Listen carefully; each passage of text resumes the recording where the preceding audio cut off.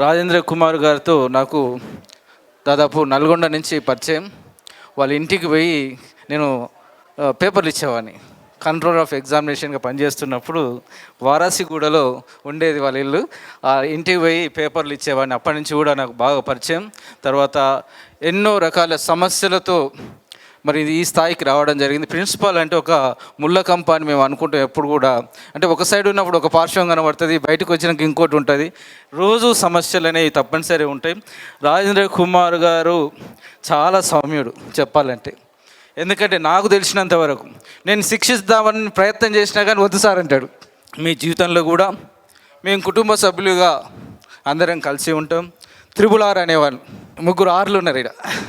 ఒక 6 రిటైర్ అయింది, 2 6 రిటైర్ అవుతుంది, ఇంకో 6 జాయిన్ అవుతుంది. ఇక్కడ 5 ఆర్లు ఉన్నాయి. ఇప్పుడు ఇక్కడ రమేష్ కూడా ఉండే ఇక్కడ. కాబట్టి 5 ఆర్లు ఉన్నాయి, పెరుగుతున్నాయి, తగ్గుతున్నాయి. ఏది ఏమైనప్పటికీ మీరు ఇక్కడ చూపించినటువంటి అంటే ఏదైనా మీటింగ్ పెడితే ఎమ్మటే పిలిచేది.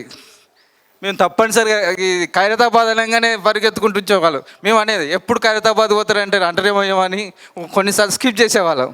అయినప్పటికీ కూడా ఖైరతాబాద్కి పోవాలనేటువంటి అంటే అభిమానంతో పిలిచినప్పుడు తప్పనిసరి పోవాలి. మాకు కూడా ఈ కాలేజీ అంటే అభిమానం. అది రాజేంద్ర కుమార్ ద్వారానే మేము ఇక్కడికి రావడం జరిగింది. మన బాలభాస్కర్ సార్ కూడా అరే ఖైరతాబాద్ ఎవరైనా కానీ తప్పనిసరిగా ఖైరతాబాద్ పోవాలనేటువంటి భావం ఉన్నది. ఎందుకు వచ్చింది ఆ భావం అంటే వారు చూపించేటువంటి ప్రేమాభిమానాలు, దానికి అనుగుణంగానే మేము కూడా ప్రవర్తించడం జరిగింది. ఏదేమైనప్పటికీ కూడా 30 సంవత్సరాల సర్వీస్లో మరి ఎన్నో ఇబ్బందులు పడుతూ ఈ స్థాయికి వచ్చి తనకంటూ ఒక పేరును సంపాదించుకొని రిటైర్ అవుతున్నటువంటి రాజేంద్ర కుమార్ గారికి, వారి కుటుంబ సభ్యులకు పదవీ విరమణ శుభాకాంక్షలు తెలియజేస్తూ మా కుటుంబం తరపున తెలియజేస్తూ